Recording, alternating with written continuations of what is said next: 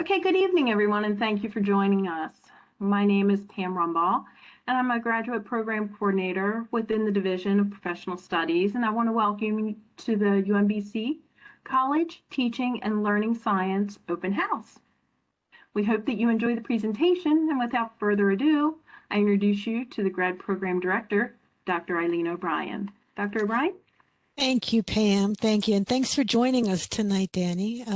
It's a great weather night out there, so I realize you're inside and listening to us talk about our College Teaching and Learning Science Certificate Program.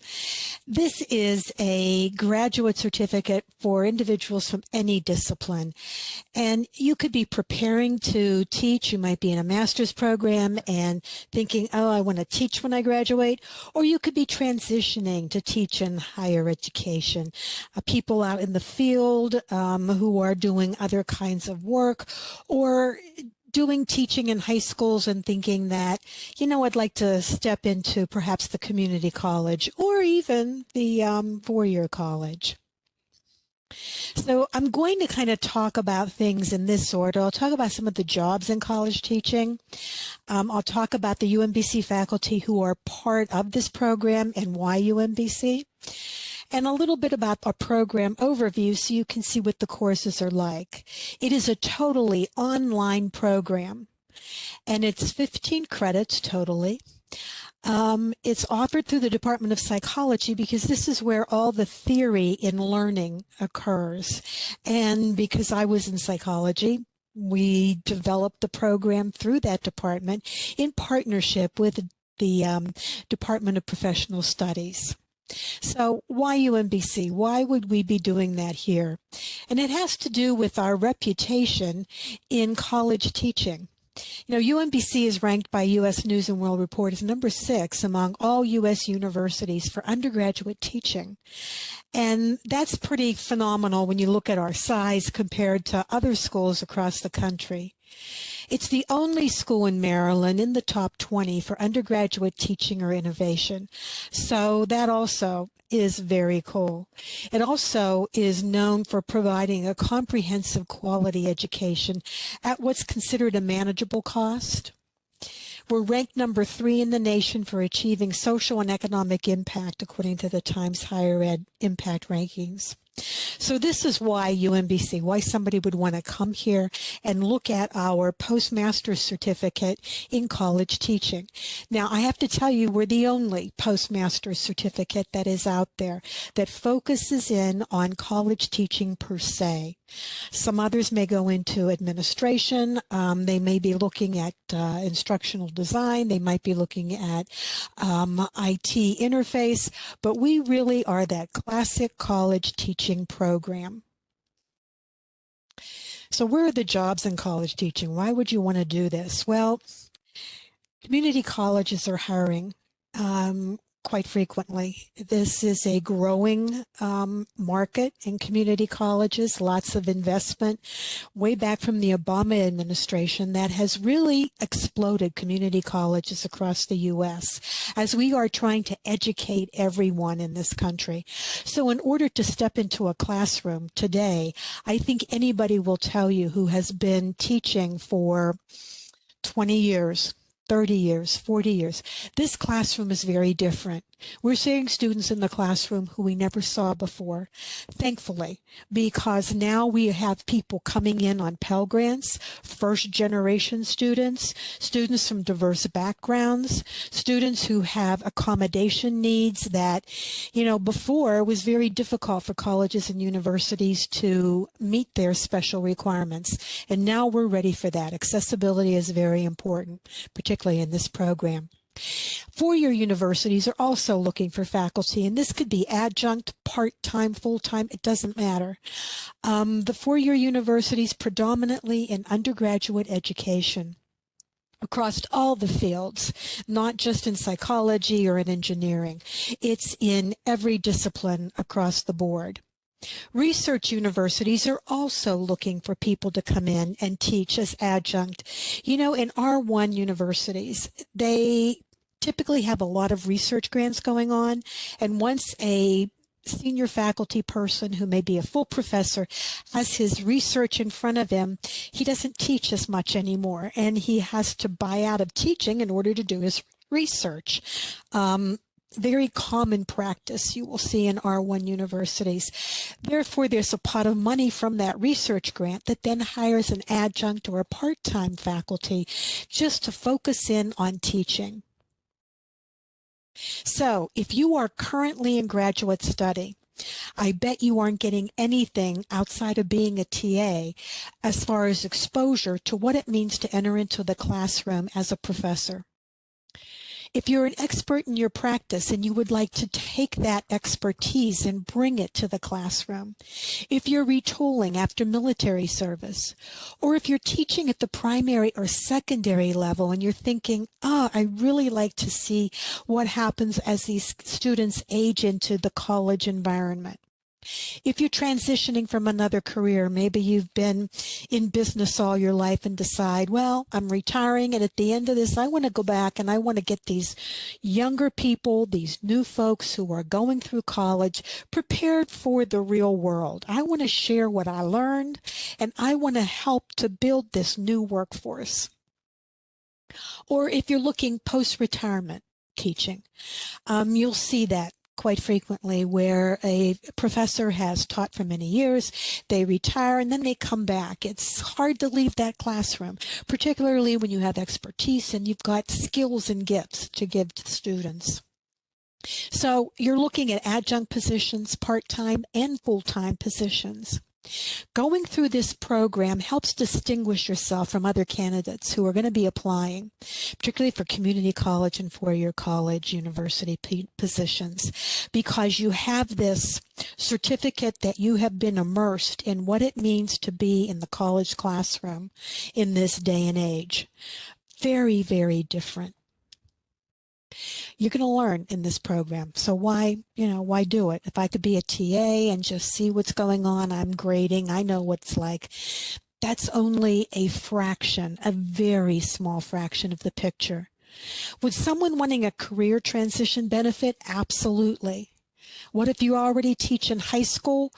Let's kick it up a notch. Let's look at what the change is as students enter into college and they become independent learners. What if you already do training and technical assistance? You're bringing in a lot of skills that will help in this college classroom. So in our program, we have program outcomes we're looking for. So what is it going to be? You're going to acquire contemporary technological skills, how to use meaningful technology in education, not using technology just for the sake of saying that you are online and you're using this software. What is meaningful to the student and doesn't, drown the student in all the bells and whistles that we can come up with. You're going to learn to assess learning at several levels. You learn the assessment of the student, of the course, of the program, and meeting the competencies at the university. I think when you go in to take a course, you don't realize that this is just one piece of a very complex picture that the university has for all of their graduates to have achieved. You're going to understand course development, that it takes a lot of thought and work to put together a course that is going to be functional for students, that's going to meet their needs, and that is learner-centered. You're going to utilize some innovative strategies, and we really do use the state-of-the-art kinds of engagement tactics in classes and try to expose you to as many of those as possible. You're going to learn to address the needs of diverse college populations. As I was saying before, we have populations of students now that we never saw before.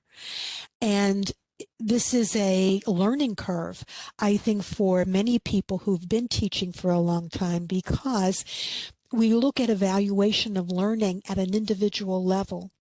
And the assumption that everyone comes in with the same gifts and past preparation is null. That does not happen. There are people coming into college today who have very limited secondary education skills. While you're here, you're going to develop your teaching portfolio. And that is pretty cool because once you leave our program, you're going to go out for interviews and you're going to have a portfolio to share with the person who is looking to hire you. And we talk about how to do a job talk. We talk about how you apply for teaching jobs. You're also going to be exposed to Quality Matters. This is a rubric that was funded back in the 90s. It was part of a grant that had a rubric that evaluated the quality of online courses. You know, in the 90s, all these online programs emerged and you were seeing, loads and loads of them pop up, inexpensive, and take this course and take that course. And there was no way to say what the quality of those were. So this grant that was applied for in the 90s actually evolved as Quality Matters. Quality Matters is now an entity that provides training on the rubric. It's called the APPQMR, and it's a very intense 2-week training. You get certified, and it helps you evaluate the quality of a course, whether it's online, hybrid, or face-to-face. It's an excellent skill to have and an excellent credential. And you do get that credential in this program. You take that course as part of your curriculum. We used to offer it in the first semester. We're now doing it in your last semester because it makes more sense after you've been through our courses to do the QM then. And you're going to learn how to apply learning science from the student-centered viewpoint. You'll learn how to share the power in class. You'll learn about connected teaching and how relationships are important. I think we really go for that full breadth of professionalism as a teacher. And you're not the sage on the stage, you're more of the guide on the side, as well as the facilitator of learning. And you get to learn who your students are. Okay, so our courses, 5 of them. The first one you take is Applied Learning Science. Here you learn course design. You learn a little bit about Quality Matters. You get the skeleton of it. You learn about course delivery, how you build course content into things. You look about faculty readiness and student readiness to take on college learning. This is for some students, a painful process to realize that the learning now sits with them and you facilitate versus, taking stuff out of your head and implanting it in them. You are really teaching students how to learn. It's a very important course because you're learning about adult learning, something called andragogy. And how adults learn very different from how children learn. Adults come in with life experience. You're coming in having been in high school and having had courses. You know something. You're bringing something to the table, and that needs to be valued. You're going to learn about learning management systems here, that technology that helps us in tracking how students are doing, and getting them comfortable with looking at the data in the course to see where they sit among their peers. Psych 502 is best practices in college teaching. This is all about pedagogy, andragogy, use of software and technology, whether it's face-to-face, hybrid, or online. I mean, we have a totally online program, and you're going to be online asynchronously and synchronously at times. But the program prepares you for all modalities of teaching. Okay. This also is going to help you with course design and a little bit more as you're infusing those QM principles or standards through the program. Psych 503 is the third course. This is assessment. And here is where you're learning how to assess students. Today with AI, people are saying, how do I get them to write a paper? How do I know this is their original work? What we try to teach is a multi-method approach to evaluation. no longer can you rely on multiple choice questions. You've got to be able to come up with innovative strategies, innovative assessments that are going to be interesting, relevant, and to give students a choice in how they can demonstrate their learning. Not everybody's a good writer, so maybe that person would do better with a presentation. So we work on how you can individualize assessment at the student level. Then we look at the program. How does this course then meet the needs of the full program that you're teaching in? And then from that course assessment, you're going to look at program assessment. How does that then reach up to the institutional level? At the university, we have competencies that all our graduates are supposed to be able to demonstrate by the time they leave. And every course that is taught in this school has those competencies identified, and the learning objectives need to be built up so that they respond to those competencies. And we show you how to do curriculum mapping, because that's what I'm talking about, where you can look at an overall university's overarching functional competencies and come down to the course level and see how every course fits into that ultimate outcome on functional competencies. It's really pretty cool to look at. And it requires a lot of thought in course design.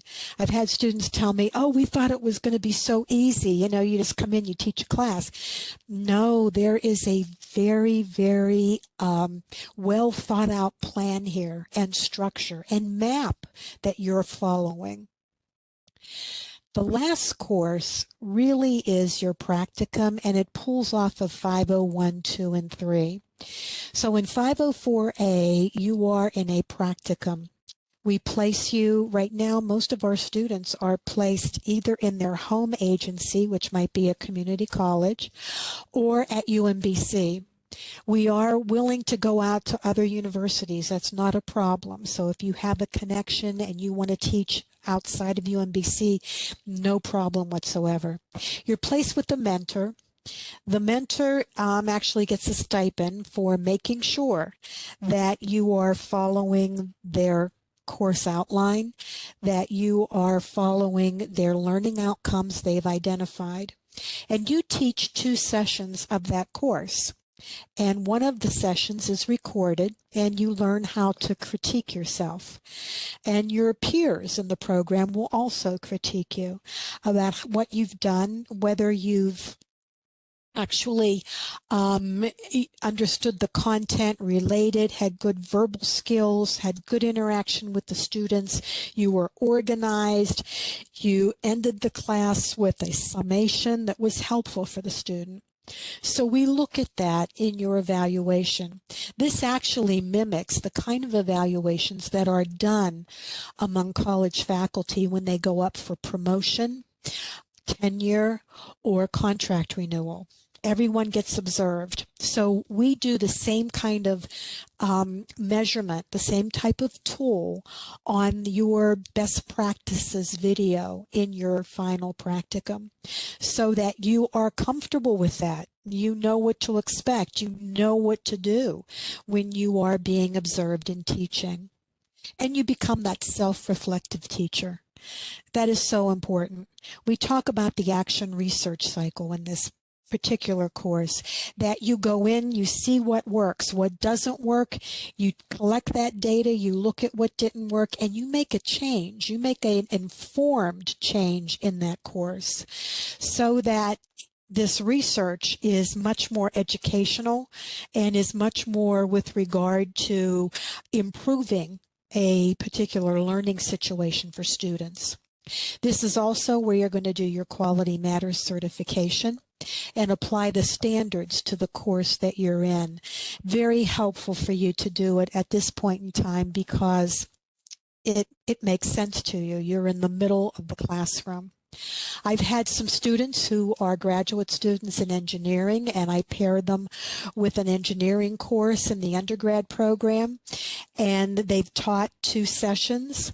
I think what helped them in looking at that was the critique of their own understanding of engineering science. I think it does more for the teacher sometimes. You learn too when you're teaching.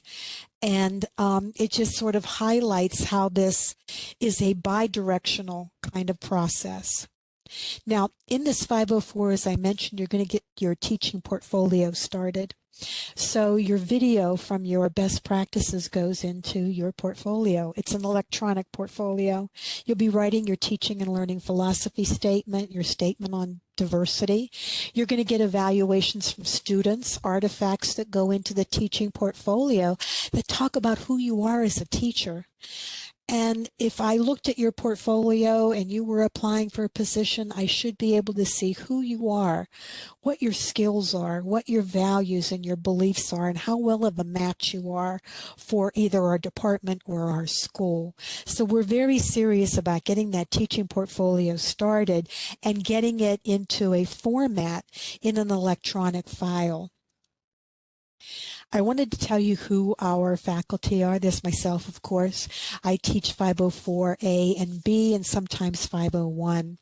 Jennifer Harrison is our evaluator at the university, so she teaches 503. Marianne Hawken, you may recognize if you're at UMBC. She is our instructional designer, and she does 502, which focuses in on course design and use of technology. And Sue Barrow, who is an EDD, she has taught at community college. She then went on to learn course design and instructional design, and she is a specialist now at UMBC and does 501 for us with teaching adult learning.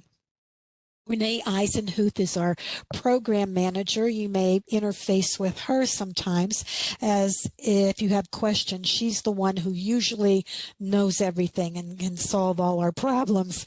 As you're applying, she's the one who's looking at your applications and letting you know if something is missing.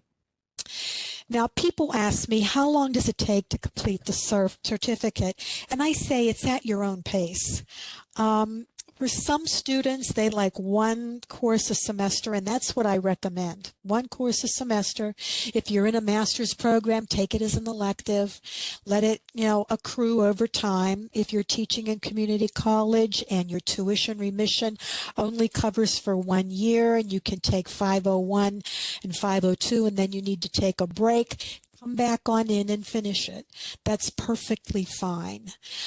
Right now, we're offering most of our courses in the spring and the fall. 502 we offer in the summer, which I think is helpful for some folks who either have a break from teaching or their coursework is, kind of low. It's their summer break, and they can take this 8-week course and finish out, the 502. Seems to help a lot of people. You need a master's degree or in the process of getting a master's in any discipline or currently enrolled in a graduate program, whatever. GPA of 3.0 or higher. GRE scores are not required. I need to see a focused goal statement, like how is this certificate going to enhance your professional goals? I want to make sure it's a good match for you. If you have relevant prior life experience or work experience or academic preparation, let me know. If you've been a TA or if you've taught in a school in your community or if you've had work experience and training and technical assistance. Positive recommendations, obviously, about your potential, and we usually ask for 2 recommendations. And I like to see your resume that has some work experience or an internship or any grad assistant experience you may have, or anything that could be applied to the program and to what you want to do. Now, current tuition and fees for Maryland residents, those folks in the qualifying regional resident MAP, it's $880 per credit. Non-Maryland resident, it's $13.97. There are scholarships available, and that link is there for you. There's a student business office as well that can give you some assistance. If you're teaching in a community college, we have a scholarship. It needs to be a Maryland community college. If you can be a faculty member or staff member, you have to be admitted and you have to enroll 3 to 6 course credits, and the scholarship is $500 to $1,000. It's a one-time scholarship, and we don't combine it with other scholarships. If you are from Prince George's Community College and you took our short courses, you're coming in at a with a scholarship that will apply to each course you take, and that's just a little different. So, any questions for me? I'm going to tell you to apply now for the certificate. Just apply and we'll work through it. But I'm sure you may have some questions for me. So I'm going to stop here and just open it up for Danny and Sarah. Thank you for coming. I'm glad that you decided to spend your evening with us. And I'm here to answer any questions you may have. Thank you. I have just a general question first. It sounds like the classes need to be taken sequentially. I mean, like in order. Is that correct? Start with one. You can start with 502 and then take 501. Those are the only two that are interchangeable. So if you want to start in the summer with 502, you could. Oh, that's great to know. Okay. Yeah, because my next question was going to be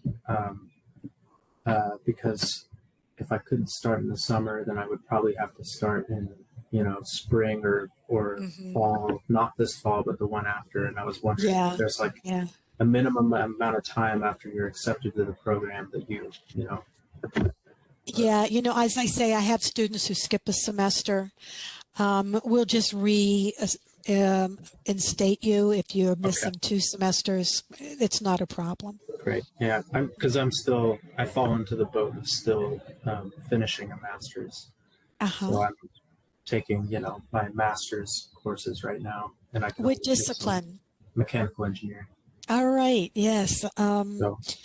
Yeah. Okay. Yeah. It's going well. And then my other question was just kind of more about the practicum courses at the end. And I guess specifically,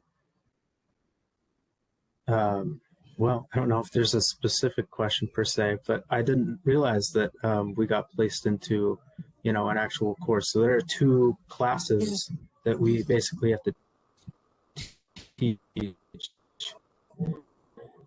Yeah. One of them is basically watching us. Sorry. Yes. Actually, okay, Jonathan Jett Palmer is one of the engineers, and I think I thought he was a Mechie, but he did his practicum in Engineering 101 with Dr. Gurganis and did 2 sessions for her in that class, which is a huge class. But it was a way for him to learn how to deal with a large class, how to communicate his work experience, which was pretty phenomenal, and some of the knowledge he got in graduate school. So, yeah, that would work, and you're there that whole semester. That's great. And then there are 2 practicum courses, correct? There's 501B, which is your seminar. There's a seminar that goes alongside the practicum because I meet with you every week. I know you're in these courses. I want to make sure that it's all going well. You have your mentor in the class that you're teaching, but I keep tabs on you weekly to make sure it's all working out. I keep tabs with the mentors. Okay. Yeah. So those are taken at the same time? Yes. Okay. We do professional development. We talk about, topics in teaching, some of the higher ed current thinking around ungrading is one of the things we've been talking about, just so that when you leave, you have all the buzzwords, all the new practices right at your fingertips. Great. Yeah, thank you. That answers those questions. All right. Sarah, did you have a question? I'm just going to totally embarrass myself here. I am clearly in the wrong place. I'm just exploring master's programs right now, and I wasn't quite sure what this was, so I signed up for it. The information you've given has been very interesting. I'm interested more in a psychology perspective. That's my background. Does UMBC offer courses? Is there someone I can connect to? Okay. Yep. There is an advanced development program, and then there's a human services program. If you're interested in clinical, it's HSP. And that would be Dr. Stephen Pitts in the graduate school. Okay. Thank you, Dr. Stephen Pitts. Thank you so much. Absolutely. But now if you are in a graduate program, you can still do the certificate at the same time. It's a great way to prepare yourself for teaching, because ultimately most psychologists are going to be teaching at some point in time. Yeah. Thank you. You're welcome. I'm just trying to, I guess I'm not super familiar with the teaching world. It's just kind of something I thought that, I might want to do. And I'm just curious, with this certificate and a master's, you said there's a chance that you could teach at community colleges or four-year universities. I'm just curious, what kind of jobs would be open, because I know a lot of times your universities are much more interested in, PhD level education. No, masters are what you need for community colleges, and they're primarily interested in you. That's not to say that with your master's you can't teach at a four-year college. There are some four-year colleges that would like you to get your PhD, but if you're coming in with your preparation and the content they need, that's fine. Yeah, I don't have anything against community colleges. I was just curious if, Yeah, I mean, it's both. And I'll tell you, I've been working with community colleges, and the rigor of their courses is pretty phenomenal. I think, yeah, it matches. Yeah. And one thing that's nice about community colleges is a lot of times the professors are kind of more less in the research world, and I feel like maybe they often have a more immediate connection to the education aspect of it. They're not in their lab all the time and then just stumble out every once in a while to teach a class. So it's kind of nice in that regard. Exactly. And does this program have any I guess kind of connections to the University System of Maryland? Say after I get a certificate and there's assistant professor at this community college or this university is open in this mechanical engineering department. Do you have any connections to, I guess, jobs coming out of it?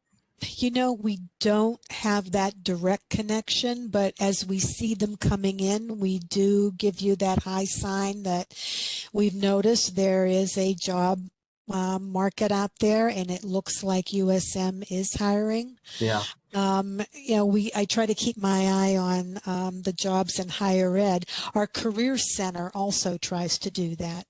Right. Yeah. That's great.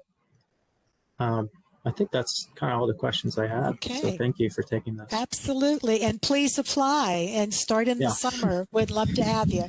Yeah, I think my application is in. I think I'm just waiting on one of my recommendations. So hopefully that comes through soon and I'm able to start in the summer. Great. That's beautiful. I did have one more question, actually. The classes are synchronous or asynchronous online? Both. I can't remember. They're both. Both? Okay. There's asynchronous work you have, and then the faculty negotiate with you. Right now, I think 502 is meeting maybe on every other Tuesday from 7 to 8 p.m., if that worked for all the students in the course. Right. Mary Ann's very good about that. Yeah. And what is the typical class size for the ones that... Usually there are maybe 3. Okay. 3-4 students. Yeah, we try to keep it small. Yeah, sounds good. Yeah. Great. Thank you. You're welcome. You're welcome. Okay, well, thanks for joining us, Danny. I hope you got a lot out of this. I know I always do, and I always get more information every time I sit through Dr. O'Brien's presentations. Yeah. So if you have any other questions, feel free to reach out to us.